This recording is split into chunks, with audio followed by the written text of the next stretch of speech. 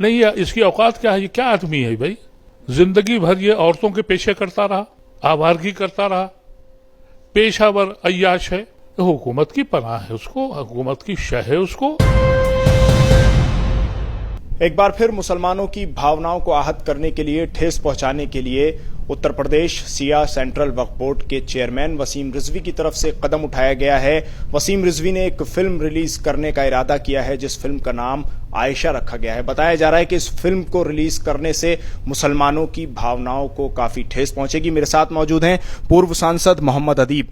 अदीब साहब, क्या कहना चाहेंगे आप वसीम रिजवी के इस अमल के बारे में जो उन्होंने अब किया है कि फिल्म रिलीज करने जा रहे हैं जिसका नाम रखा है आयशा? देखिए, ये जो शैतान है ये मुख्तलिफ अंदाज से दुनिया में आता है और ये आज के मौजूदा दौर में ये शैतान की शक्ल में यहाँ नुज़ूल हुआ है।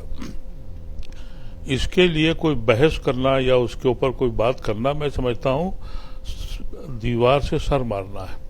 न कोई फिल्म बन रही है, न इसकी औकात है, न ये बना सकता है।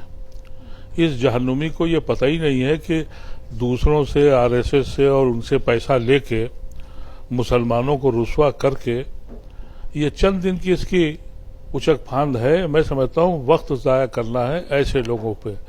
जब भी आप इसका नाम लें तो लाहौल पढ़ें और तौबा इस्तग़फ़ार करें। ये वो शख्स है जो प्लांटेड आदमी है। इसने सबसे पहले मौलाना कल्ब जवाद से मुखालफत ली और ये आजम खां की पैदावार है। आजम खां ने जो भी किया हो मैं नहीं जानता, लेकिन गुनहगार हैं वो। और सिर्फ अपनी जिद, क्योंकि ये शख्स वो है जिसने एक शिया आलिम को बदनाम करने के लिए जो बेहुदगियां की थी, इसको पनाह मिली, इसको शह मिली आजम खां से। अब आजम खां खुद भागते फिर रहे हैं, उनका कुछ समझ में अब नहीं आता कि वो कहाँ जाएंगे। तो अब इसको इंद्रेश और दूसरे लोग मिल गए। इस किस्म के ये जो मोहरे हैं, इस पे मैं समझता हूँ मुसलमान को ये कह देना चाहिए कि भाई ये न हम में से है, न हमारा इससे कोई ताल्लुक है। ये शैतान की औलाद है, ये जहन्नुमी है, ये वहीं जाएगा। मैं तो इसके ऊपर समझता हूँ वक्त ज़ाया करना है इसके ऊपर गुफ्तगू करने से। लेकिन अदीब साहब, फिल्म तो रिलीज होने जा रही है, जैसा कि ट्रेलर्स भी आ गए हैं उसके और इश्तहार भी जो है वो मंजर आम पर आ गए हैं। उसमें काफी फहाश तस्वीरें भी दिखाई गई हैं, जो गंदी तस्वीरें हैं वो भी दिखाई गई।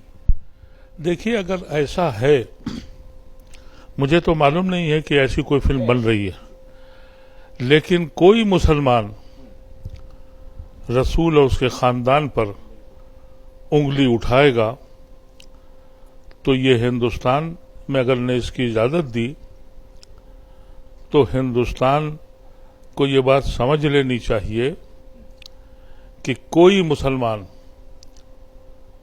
डरा हुआ है, सहमा हुआ है, जो आप चाहे कह लें, लेकिन अपने रसूल और रसूल के खानदान और रसूल के मानने वालों उनकी बेहुनती, उनकी बेइज्जती बर्दाश्त नहीं करेगा। और अभी तक किसी को इसका इल्म नहीं है ये कौम है क्या। आज मुर्दा कौम दिखती है, दुनिया की वाहिद कौम है जो मौत को ढूंढती है, जो ये कहती है कि आओ शहादत करेंगे। अगर कहीं ये सोया शेर जग गया और हुकूमत हिंद को चाहिए कि वसीम रिजवी को सख्त सजा दें, जेल में भेजें, और अगर उन्होंने इस फिल्म को बनाने की और फिल्म को रिलीज करने की इजाजत दी तो हिंदुस्तान का हर मुसलमान बागी होकर इंतकाम लेगा। इस बात को हुकूमत को समझ लेना चाहिए। लेकिन हमने देखा है कि हुकूमत की तरफ से कभी कोई पाबंदी या कभी किसी तरह की कोई रोक वसीम रिजवी पर हमें लगती हुई नजर नहीं आई है, क्योंकि ऐसे कदम वो पहले भी उठाते रहे। देखिए, ये शय उन्हीं की है। नहीं, इसकी औकात क्या है? ये क्या आदमी है भाई? जिंदगी भर ये औरतों के पेशे करता रहा, आवारगी करता रहा, पेशावर अय्याश है।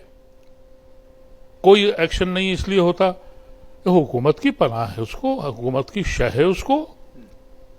लेकिन अगर जो आप बता रहे हैं कि अगर ये कोई फिल्म के ट्रेलर भी आ गए हैं और फिल्म रिलीज भी हो रही है, तो मैं समझता हूं कि कोई भी मुसलमान, एक शराबी कवाबी भी सब कुछ बर्दाश्त कर लेता है, लेकिन रसूल और रसूल के खानदान पर अगर कोई आंच उठाएगा तो वो सबसे पहले तलवार वो उठाता है। हम पढ़े लिखे लोग अपने ड्राइंग रूम, अपनी हैसियत, अपनी कारें, अपने मुस्तकबिल को देख के शायद खामोश हो जाएं, लेकिन 90% लोग मुसलमानों में ऐसे हैं जिनके पास कुछ नहीं है, सिर्फ एक और एक अल्लाह और अल्लाह के रसूल के मोहब्बत के अलावा उनके पास कुछ है ही नहीं।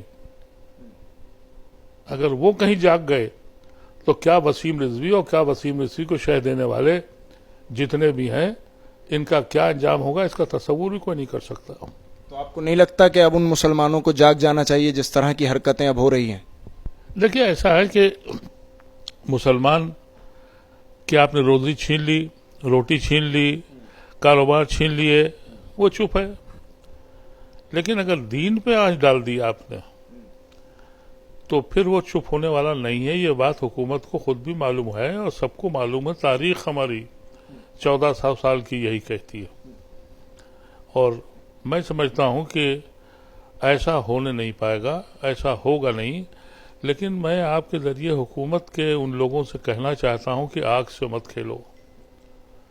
अगर तुमने आग से खेला तो ये कोई आतंकवादी हंगामा नहीं होगा। ये नहीं है कि भाई 2000-4000 आतंकवादी आ गए, 20 करोड़ आतंकवादी बन जाएंगे, ये जहन्नुम बन जाएगी ये जमीन अगर ये इनके अज़ाइम पूरे हो गए।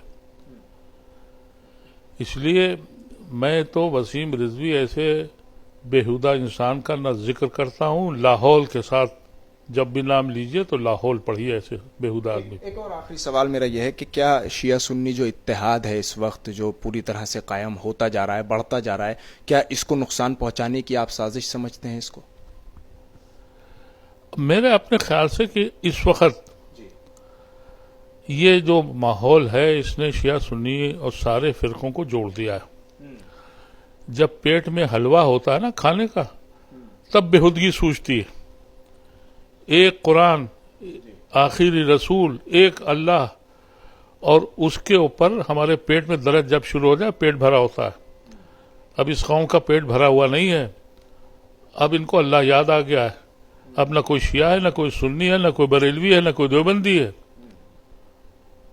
ये माहौल ने मुसलमानों को मुत्तहिद कर दिया है। इससे पहले इनके ऐश हो रहे थे और हलवे मांडे खा रहे थे, तो शिया सुन्नी भी समझ में आ रहा था और बरेलवी देवबंदी भी समझ में आ रहा था और सारे मज़हब अब जाके समझ में आया। तो ये तो खुशाइन बात है। अब मैं समझता हूं कि एक अल्लाह को और आखिरी रसूल को और अपने कुरान पे यकीन करने वाले आज सब एक हैं और मुत्तहिद हैं। ये बात कुछ कहते हैं ना, ब्लेसिंग इन डिस्गाइज वाला मामला है। मैं नहीं समझता कि कोई इंसान, और मैं तो खैर शुरू से इस बात का यकीन करता हूं कि जो आदमी रसूल के नवासे को कत्ल कर दे, मैं उसकी तारीफ नहीं कर सकता। उसको मैं उसको कभी भी एक्सेप्ट नहीं कर सकता और मैंने जिंदगी में कभी ये सोचा नहीं था। लेकिन कुछ बेवकूफ किस्म के लोग हैं जो कहते हैं कि नहीं साहब जंग थी। अरे जंग नहीं थी, रसूल के खानदान को खत्म करने की साजिश थी। तो ये समझ में सबके आ गया है और अभी धीरे धीरे और भी आ जाएगा। ये जो लोगों ने, खासतौर से अंग्रेजों ने सन 36 में लखनऊ से शुरू किया था तबर्रा और मद्द साहबा, और वो बढ़ते बढ़ते कहाँ कहाँ पहुँच गया। अब मैं लखनऊ जाता हूँ तो अल्हम्दुलिल्लाह मैं देखता हूँ सब दूरियां दूर हो गई हैं और हालात ने भी मजबूर कर दिया है। शायद बाशऊर भी हो रहा है मुसलमान, उसकी समझ में भी आ रहा है। तो मैं समझता हूँ कि वसीम रिजवी ऐसे लोगों पे हुकूमत को जल्द से जल्द कोई फैसला करना चाहिए और नहीं तो अंजाम बहुत बुरा होगा। शुक्रिया अदीब साहब बात करने के लिए इस पूरे मुद्दे पर।